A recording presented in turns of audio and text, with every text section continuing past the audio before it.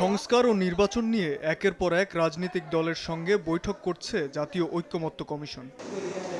BNP জামাত সহ বিভিন্ন দলের পর শনিবার সকাল 10:30টায় কমিশনের সঙ্গে বৈঠকে বসেন জাতীয় নাগরিক পার্টি এনসিপির শীর্ষ নেতারা। দীর্ঘ 7 ঘণ্টা ধরে চলে বৈঠক।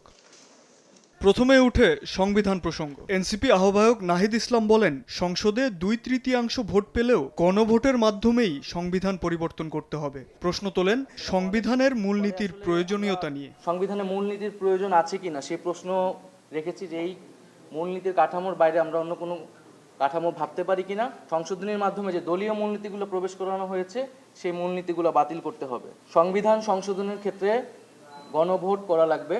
প্রধানমন্ত্রী শাসিত নয় বরং মন্ত্রিপরিষদ শাসিত সরকারের দাবি এনসিপির। দ্বিকক্ষ বিশিষ্ট সংসদে আনুপাতিক হারে নির্ধারিত হবে উচ্চকক্ষের আসন। ইলেকটোরাল ভোটে হবে রাষ্ট্রপতির নির্বাচন এবং ডেপুটি স্পিকার হবে বিরোধী দল থেকে।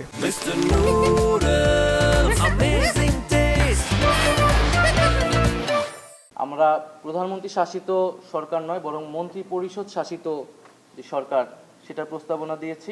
আইনসভার ক্ষেত্রে আমরা দ্বিকক্ষ বিশিষ্ট আইনসভাকে সমর্থন করেছি। একটা ইলেকটোরাল কলেজ করে সেখান থেকে রাষ্ট্রপতি নির্বাচন। স্বাধীন কমিশনের মাধ্যমে সংসদীয় আসনের সীমানা নির্ধারণ করার পক্ষে এনসিপি। সংসদ সদস্যের প্রার্থীর বয়স 23 এবং ভোটারের বয়স 16 করার আগের অবস্থানেই আছে দলটি।